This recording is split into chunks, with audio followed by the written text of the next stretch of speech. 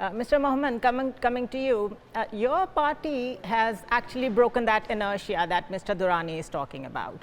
And your party has excelled in shaping narratives, and there has been a robust support base that you have now. However, in light of the current challenges that your leadership, your founder is confronting, how do you justify or how do you explain resorting to divisive rhetoric? And I'm specifically referring to the one that was tweeted about the 1971 debacle in the last few days, because you don't need it. You don't need any divisive politics at this point of time. You already have a very strong support base. Bismillah ar-Rahman ar-Rahim. Iyaka na'budu wa iyaka nasta'in.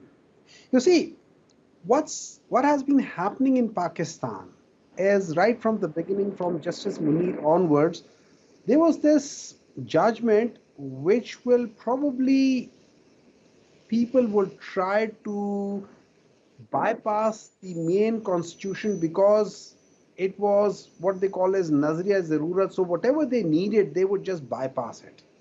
And that has been happening. And if you really see over the period of last 4 decades, just like Honorable Senator Durrani Sahab has mentioned, it was 2 families who captured the whole 4 decades. And in those 4 decades, if you see the graph, Pakistan went from one of the top countries in Asia to one of the bottom countries in Asia. So if I ask myself what happened was the moral value of the country deteriorated. The structure of the governance deteriorated. The decision making was all about the elite capture. Even the institutions started to behave in the same way. So what is happening as we speak? The elite capture, which includes the civil, military, judiciary bureaucracy, which includes the businessman and the politician, which comprises of about 1% of the elite who matters, who take the decision into their hands. They are controlling the 9% of the GDP, and they are being subsidized by 4.5 trillion rupees a year, as opposed to giving even, let's say, 1 trillion subsidy to the poorest. We are hardly been able to give them even 100 billion as a subsidy. And we are giving all these elite people, you know, the ex-judge will get so much, the ex-general will get so much, the ex-secretary will get so much, the ex-president will get so much, the ex-prime minister, chief minister, and all those things along queue, they will get so much of benefits. For what?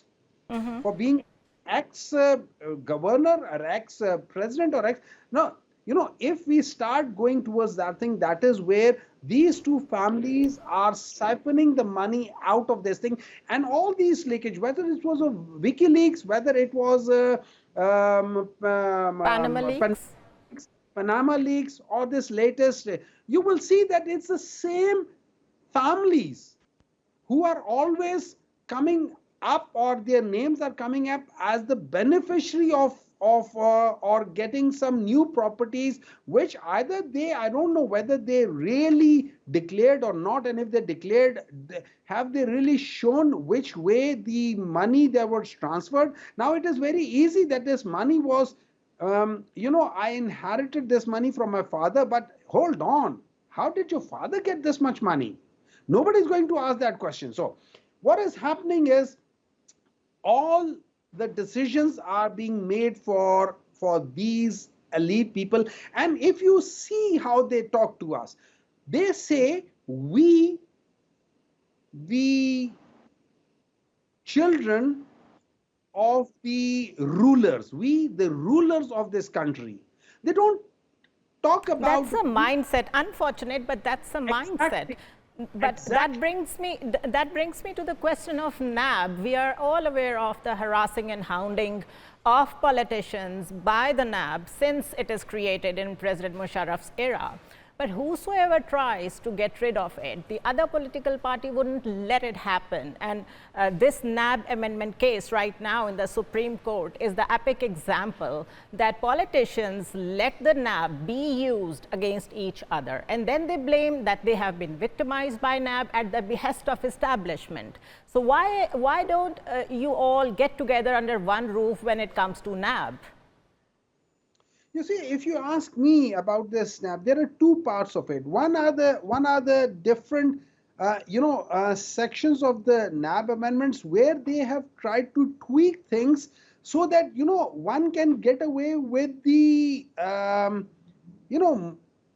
money being transferred to what they call as Benami thing. They are trying to get rid of that thing so that all those people who have one way or another way done the money laundering, they can get away with that. Now, these are kind of things, and then, the burden of proof is being shifted from one place to another place and so on. So in other words, these NAB amendments, some of them are person specific, and if you see, you will know which articles of the new NAB law is helping one family or the other family or one individual or the other individual, which should not be there. There has to be a balance between how to check the corruption and at the same time not to harass the politicians or bureaucracy. So yes, there has to be a balance.